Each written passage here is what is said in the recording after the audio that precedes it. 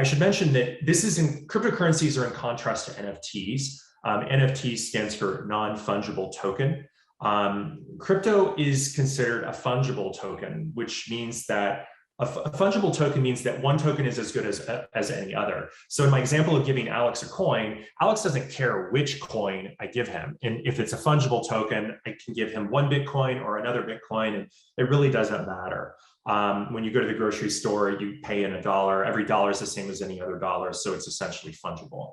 And because of this fungibility and the ability to print money out of thin air, crypto is sort of seen as a threat to central governments that issue money.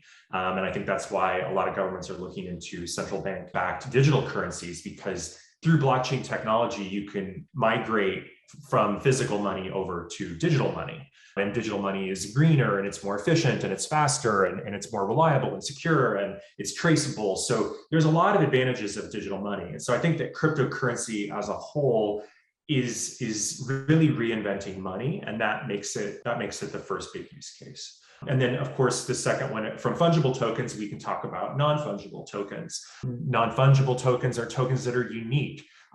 These are uniquely issued tokens that can be associated either with digital content or physical objects. And this merger of the physical world or digital ownership and the NFT, I think that's really what is exciting. It's all about tracking items, either digital or physical, and then the ownership and transfer of those items. So I think that we're going to see NFTs disrupting everything from event ticketing to art and collectibles to real estate titles. I think that NFTs are going to make the value transfer of goods, both digital and physical, more efficient and effective. I mean, if you look at most economic activity, right, it's buying stuff and then owning stuff and then selling stuff.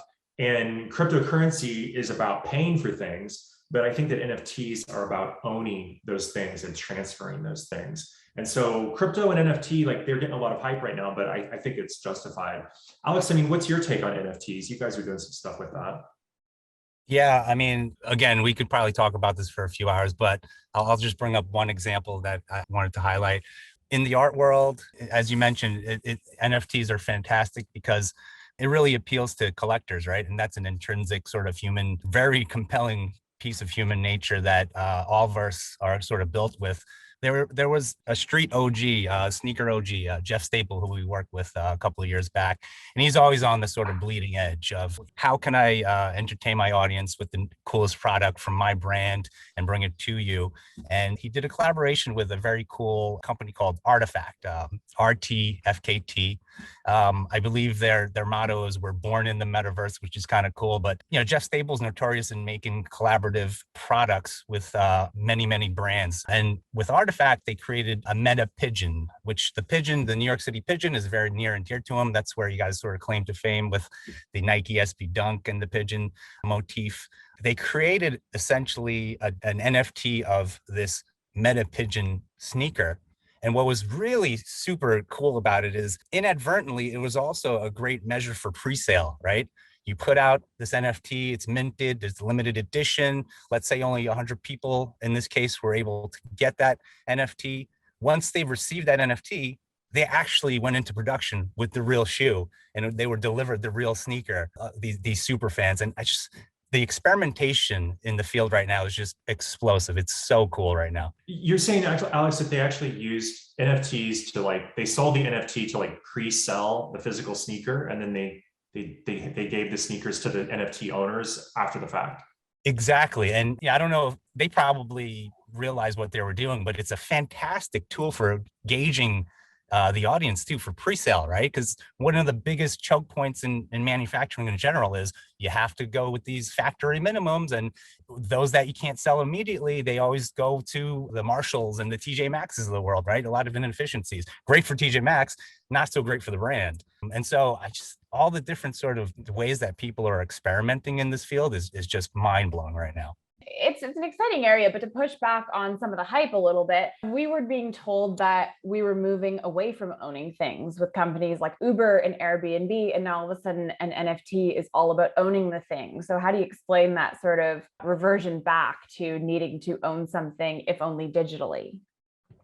Well, I think one thing that's interesting is just that I think that NFTs are making ownership more efficient to transfer, right? So when I say ownership in the case of, I think what Alex and I are talking about with these NFT examples, it's not necessarily ownership in a traditional way. Let's call it authorization or access. With NFT, you have a really efficient way of transferring access, like almost like velvet rope getting into a club, right? Like, so we often talk about NFTs enabling or authorizing experiences, like getting into pre-sale for a sneaker drop or getting access to backstage at a concert or something like that.